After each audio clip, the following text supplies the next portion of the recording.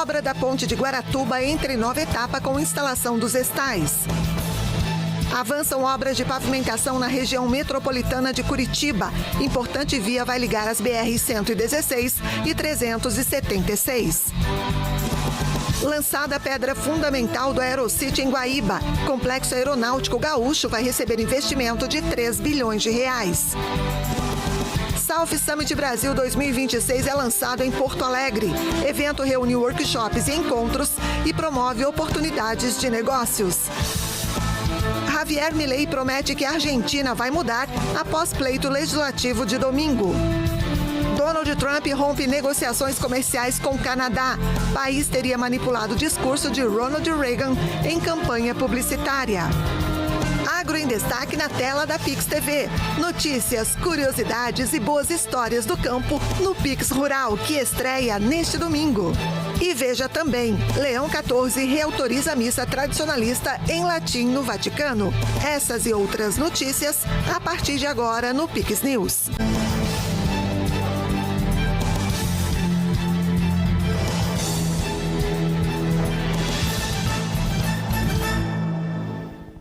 Olá, sejam todos bem-vindos ao Pix News desta sexta-feira, 24 de outubro. A Polícia Civil do Paraná desarticulou hoje uma organização criminosa especializada no furto de gado que atuava em cidades do noroeste do estado. As diligências ocorreram de forma simultânea nos municípios de Londrina, Ortigueira e Califórnia e resultaram na prisão de 2 pessoas. Durante as apurações, a Polícia Militar do Paraná prendeu 2 membros do grupo. Eles estavam em poder de 2 caminhões com sinais de identificadores adulterados e transportavam gado furtado nas cidades de Nova Esperança e Rolândia. Na região de Cruzeiro do Oeste, foram identificadas 4 ocorrências atribuídas ao grupo. Ao todo, as investigações apontam para mais de 300 cabeças de gado furtadas em diferentes cidades da região pelo grupo criminoso. As investigações continuam para identificar outros possíveis envolvidos. Os capturados foram encaminhados ao sistema penitenciário, onde ficarão à disposição da Justiça. Vale ressaltar que foram vários episódios aí no ano e a associação era organizada ao ponto de que alguns membros se deslocavam até o local antes da equipe com caminhões que vinham logo em seguida no período da madrugada. Faziam aí o transbordo dessa carga e levavam para alguns sítios, alguns locais da zona rural para poder ocultar esse gado. Hoje a Polícia Civil logrou êxito em localizar, capturar 2 desses indivíduos, um deles sendo considerado aí o chefe da associação. Vale ressaltar que esse indivíduo ele trabalha em Irerê e ele seria ali um negociador de gado. Então ele usava dessa função justamente para justificar essa compra e venda de gado a todo momento. As investigações indicam que o grupo criminoso atuava desde o início de 2024. Os envolvidos realizavam levantamentos de propriedades rurais e identificavam locais vulneráveis. Posteriormente, monitoravam a rotina das fazendas e, durante a madrugada, executavam os furtos utilizando caminhões com placas falsas. Os animais eram levados principalmente para a região de Londrina.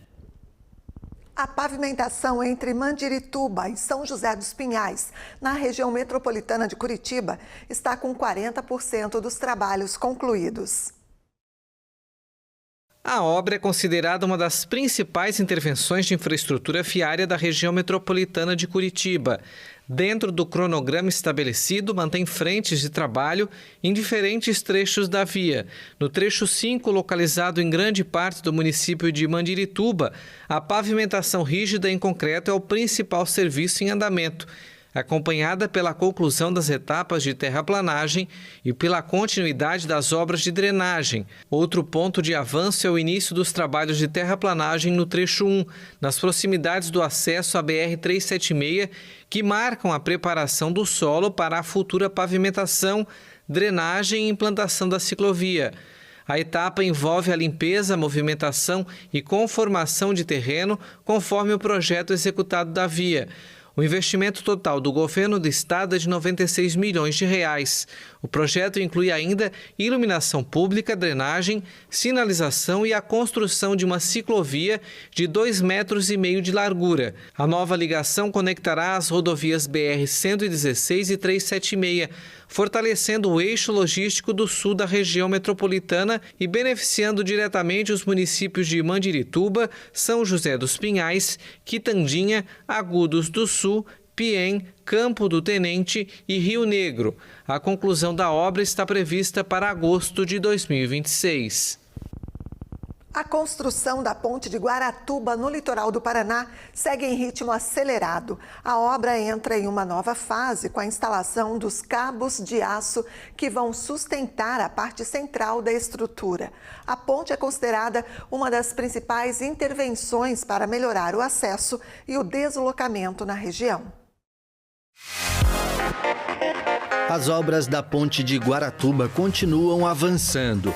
No mês de setembro, 5 novos cabos de aço foram instalados.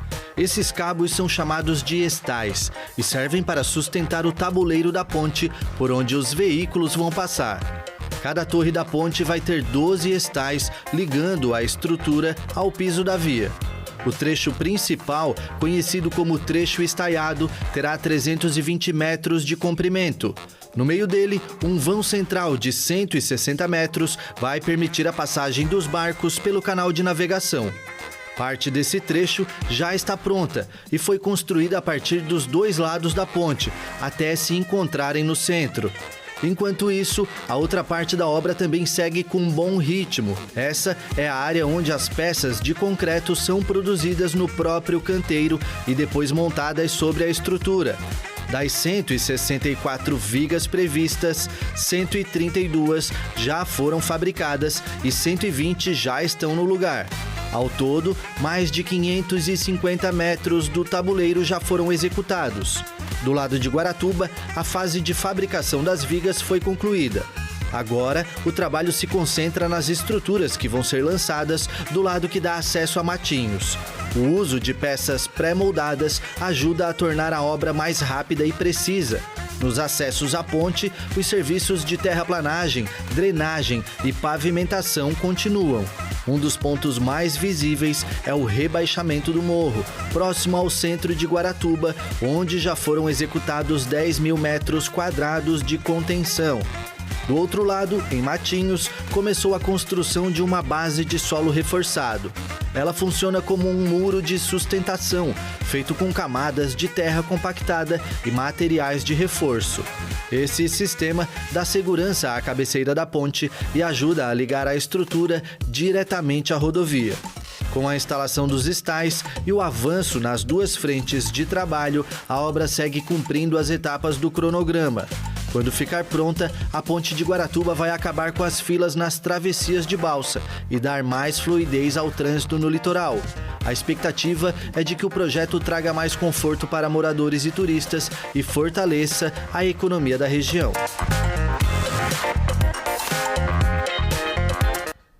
Com previsão de investir 3 bilhões de reais em 10 anos, a empresa Aeromote lançou a pedra fundamental de complexo aeronáutico em Guaíba.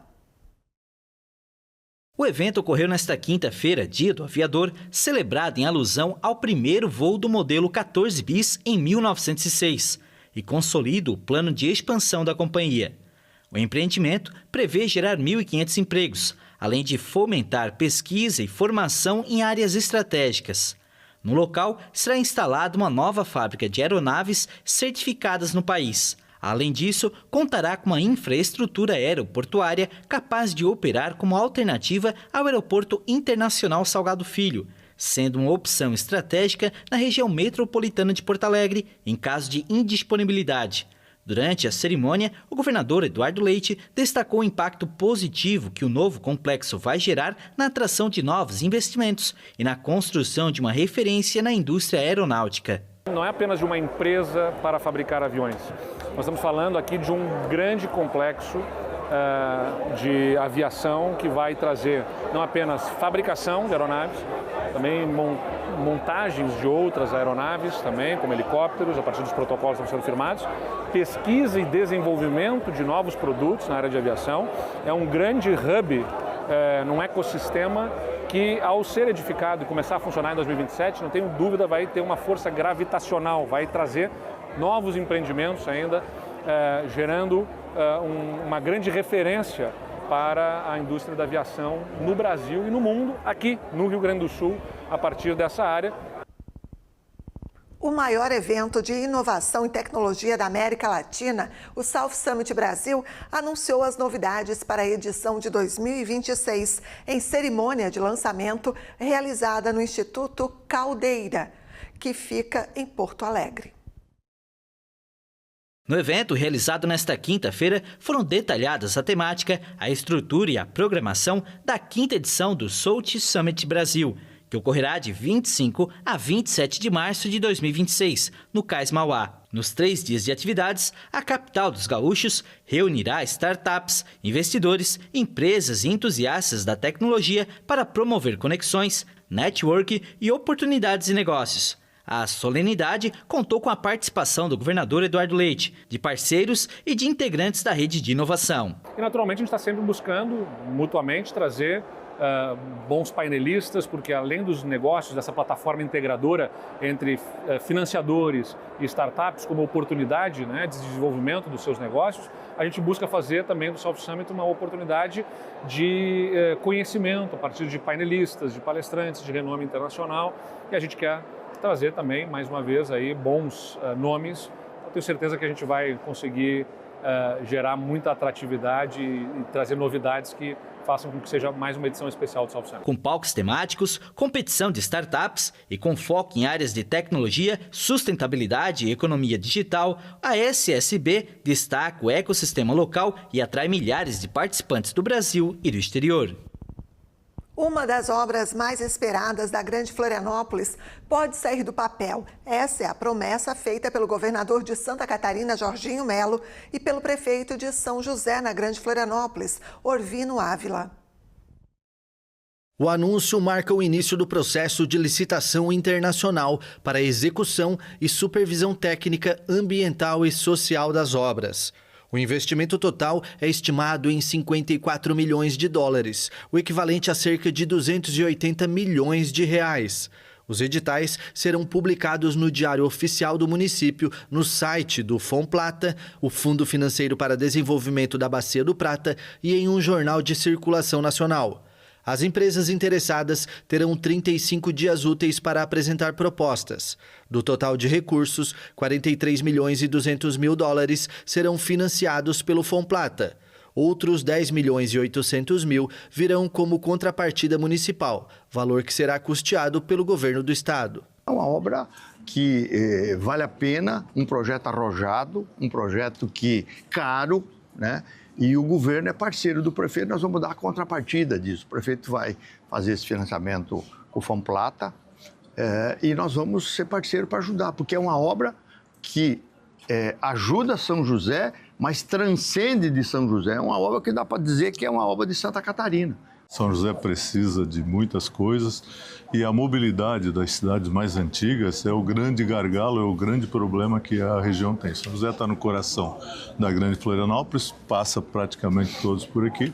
Quero agradecer pela sensibilidade, pela parceria, e é através das parcerias que nós vamos fazer uma cidade melhor, um estado melhor e um país melhor. Esta é a primeira operação de crédito internacional contratada pelo município de São José.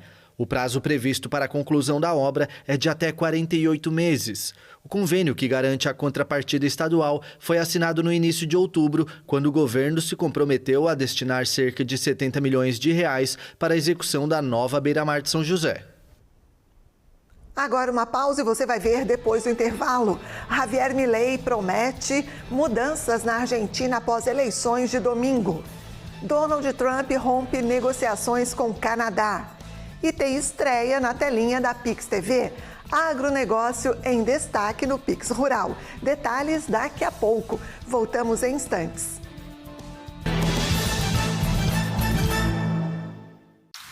A vida precisa de cuidados. E para garantir saúde, é preciso dedicação, presença, laços fortes e esforço constante. A Casan está passando por uma profunda reestruturação com investimentos recordes em infraestrutura de água e esgoto em todo o estado. Mais segurança no abastecimento e ampliação no saneamento com mais qualidade e eficiência. Governo de Santa Catarina e Casan. Cuidar da vida é nossa maior obra. A reforma tributária vai impactar a sua alimentação e da sua família. 57 mil brasileiros morrem todos os anos devido ao consumo de ultraprocessados. E mesmo assim, esses produtos ainda podem receber incentivos fiscais. Você precisa agir agora. Exija mais impostos para os ultraprocessados e menos impostos para os alimentos saudáveis. Acesse já doceveneno.org.br e mostre o seu apoio. O que é Garopaba? É luz, é verão, é esporte, é música, é tainha, é tempero, é história, é encanto, é tradição, é cultura, é pra criança, é pra família. Garopaba é a Garopaba. Venha viver de perto. O combustível é legal porque te leva para onde você quiser. Para isso acontecer, é importante você confiar na marca onde abastece. Marca você escolhe. Marca tem história. É garantia de procedência e qualidade. E isso a gente não abre mão. Preservar tudo isso é um compromisso do setor de combustíveis. Combustível Legal. Legal é tudo o que ele faz por você e pelo país. Uma iniciativa da Plural.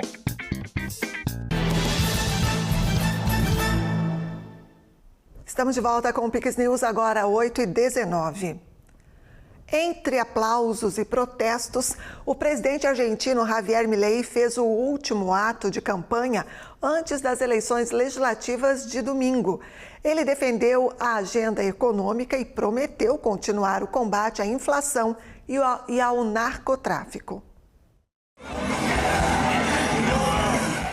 O presidente argentino Javier Milei encerrou a campanha prometendo que a Argentina vai mudar após as eleições legislativas de domingo, realizadas em um contexto de uma crise financeira que persiste, apesar do auxílio dos Estados Unidos. Um Congresso mais sólido! Precisamos de um Congresso mais sólido para que possamos continuar no caminho do equilíbrio fiscal, manter a estabilidade financeira, seguir na luta contra a inflação e acabar de uma vez por todas com o narcotráfico na Argentina. Milhares de pessoas aplaudiram o presidente, líder do partido governista. A liderança avança em um comício na cidade de Rosário, no norte do país. O governo espera conquistar uma grande votação na província de Santa Fé, que compense as prováveis derrotas em redutos peronistas, como Buenos Aires, onde Milei sofreu um duro revés nas eleições locais de 7 de setembro. Após um congresso de saída que atacou o programa do governo o tempo todo, hoje chegamos às eleições de pé. E a partir de domingo, a Argentina vai mudar de verdade. O presidente se colocou como a principal figura de uma campanha que o governo tentou nacionalizar e popularizar como peronista, sob o lema "A liberdade avança, ou a Argentina regride". Antes de chegar a Rosário, Milei foi obrigado a cancelar ao menos 4 atos em diferentes regiões do país, especialmente na província de Buenos Aires, onde foi alvo de insultos e até de pedradas. Na entrada de Rosário, vários cartazes o chamavam de persona non grata e pediam o fim dos cortes nas aposentadorias. É preciso ir votar, porque atrás de nós, os mais velhos, há toda uma história de lutas pelos direitos que temos hoje. E este homem quer eliminar isso com um único golpe de caneta. Mas acredito que o revés que ele vai sofrer nas urnas vai mostrar que não será tão fácil. A província de Buenos Aires, onde vive 40% do eleitorado, a campanha governista foi abalada depois que o principal candidato renunciou, acusado de ter ligações com o narcotráfico. Mesmo assim, Milei espera repetir o desempenho do segundo turno de 2023, quando obteve 56% dos votos em Rosário, a terceira cidade mais populosa da Argentina. A Guarda Civil Espanhola divulgou imagens de uma operação na costa de Chipiona, que interceptou um barco que fazia o transporte de haxixe. A interceptação ocorreu depois que agentes detectaram uma embarcação navegando de forma suspeita rumo ao litoral. Diante da possibilidade de se tratar de um desembarque de drogas, foram acionadas 2 lanchas patrulha e um helicóptero da corporação que passaram a seguir o barco. Do ar foi possível confirmar que eram transportados fardos de estopa e galões de combustível. Durante a perseguição, o barco com a droga tentou fugir com o apoio de 2 outras embarcações de alta velocidade que buscavam atrapalhar a ação policial. Segundo as autoridades, a lancha de 14 metros de comprimento e 4 motores de 350 cavalos transportava 1.700 quilos de haxixe. 4 tripulantes foram presos. O presidente dos Estados Unidos, Donald Trump, disse que interrompeu todas as negociações comerciais com o Canadá. O governo americano tomou a decisão ao acusar o país vizinho de manipular um discurso do ex-presidente Ronald Reagan em uma campanha publicitária contra as tarifas. A medida representa uma mudança repentina de postura após uma reunião cordial em 7 de outubro na Casa Branca com o primeiro-ministro canadense Mark Carney. Na rede social, Donald Trump expressou irritação com o que chamou de anúncio falso, que cita de maneira equivocada o ex-presidente Reagan falando sobre política tarifária. O magnata afirmou que o anúncio, produzido pela província canadense de Ontário e que deve ser exibido em canais de televisão americanos, pretende interferir na decisão da Suprema Corte dos Estados Unidos. A campanha utilizou trechos de um discurso de Reagan, no qual ele alertava sobre algumas consequências que tarifas elevadas sobre importações estrangeiras poderiam ter para a economia dos Estados Unidos. O governo do Canadá não reagiu de maneira imediata, mas Carney destacou em um discurso sobre o orçamento na quarta-feira que a nova política comercial de Washington exigia uma reforma da estratégia econômica do país. Os preços ao consumidor subiram menos do que o esperado nos Estados Unidos, na comparação anual devido à vigente paralisação dos serviços públicos. O Departamento do Trabalho anunciou em comunicado que o IPC subiu para 3% no acumulado do ano, encerrado em setembro, ante 2,9% em agosto. Em comparação com agosto, os preços aumentaram. A inflação subjacente, que exclui itens considerados voláteis, como alimentos e energia, moderou-se durante o mês em 0,2% e durante o ano para 3% em comparação com 3,1% do mês anterior. O Departamento do Trabalho deveria ter divulgado o índice em 15 de setembro, mas o shutdown do governo americano causou o adiamento. Vários movimentos palestinos, incluindo o terrorista Hamas, anunciaram um acordo nesta sexta-feira para que um comitê independente de tecnocratas assuma a administração da faixa de Gaza após a guerra. Segundo um comunicado publicado na internet durante uma reunião no Cairo, os grupos decidiram por entregar a administração do território a um comitê palestino temporário composto por tecnocratas independentes. O comitê vai administrar assuntos da vida cotidiana e os serviços básicos em cooperação com as nações árabes e instituições internacionais. A declaração também afirmou que as facções vão trabalhar para unificar uma posição comum para enfrentar os desafios que se colocam à causa palestina. O comunicado ainda apelou para uma reunião de todas as forças e facções para traçar uma estratégia nacional e revitalizar a organização para a libertação da Palestina como única representante legítima do povo palestino. O grupo terrorista Hamas não faz parte da OLP, que é dominada por um rival de longa data, o Fatah. Uma fonte disse à AFP na quinta-feira que delegações do Hamas e do Fatah se reuniram no Cairo para discutir a segunda fase do plano de cessar-fogo mediado por Washington em Gaza. O Hamas e o Fatah têm um histórico de profunda rivalidade política que se transformou em confronto por um tempo após as eleições de 2006, atrapalhando os esforços pela unidade nacional palestina. O Papa Leão XIV autorizou o retorno da celebração da missa tradicionalista em latim no Vaticano, com o padre de costas. O gesto é uma tentativa de apaziguar as divergências dentro da Igreja Católica, após a restrição imposta pelo antecessor Francisco.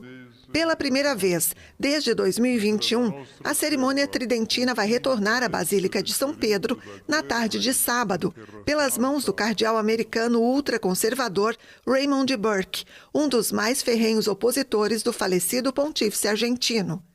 Os tradicionalistas prezam a forma antiga e enigmática da missa, que prevalecia antes da modernização no final da década de 1960, celebrada em latim por um padre que não oficia diante dos fiéis. Também se caracteriza pelo uso de incenso e canto gregoriano.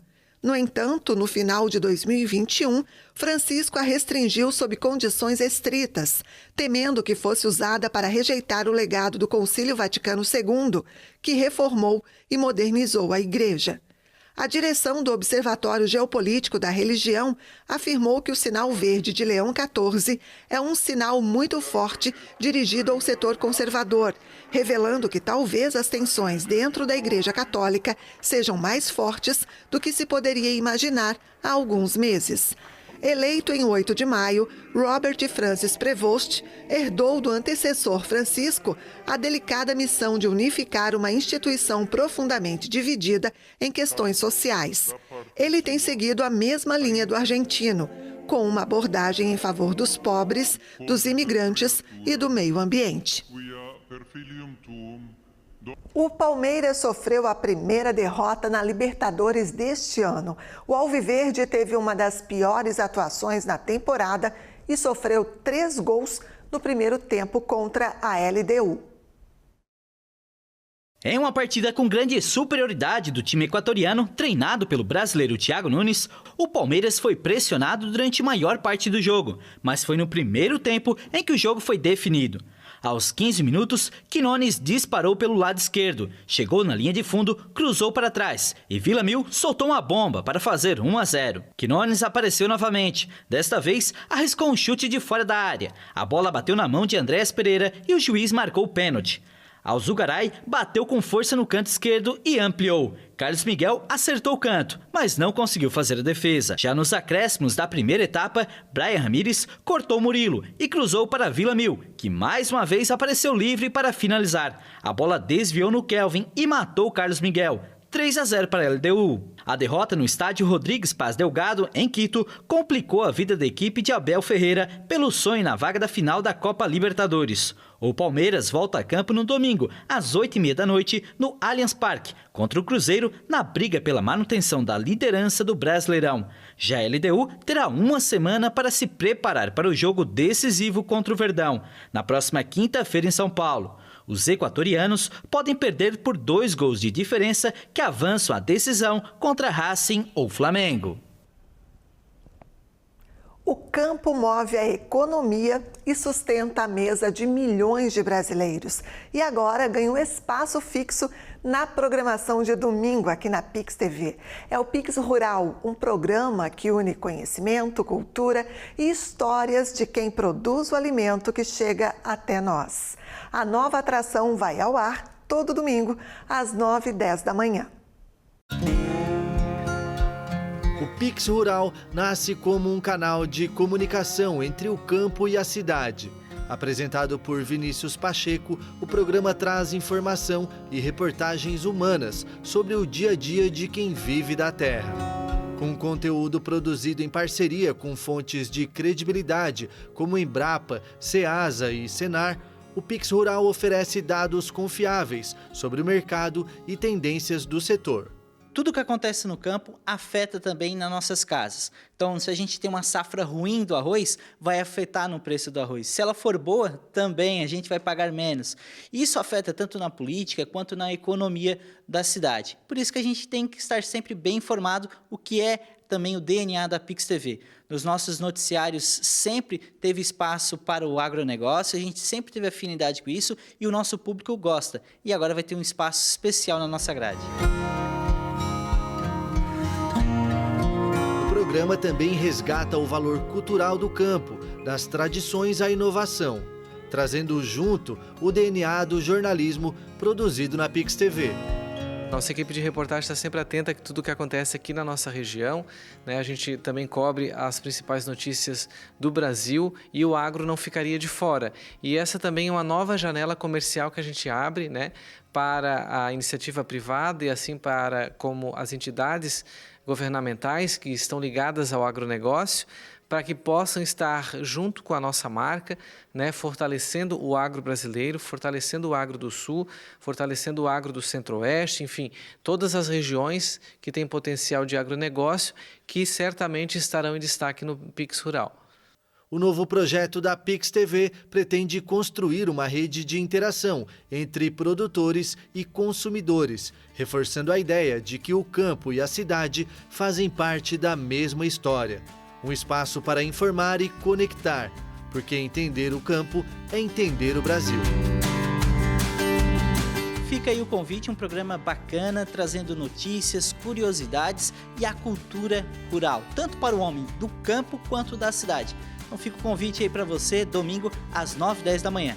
Eu espero você.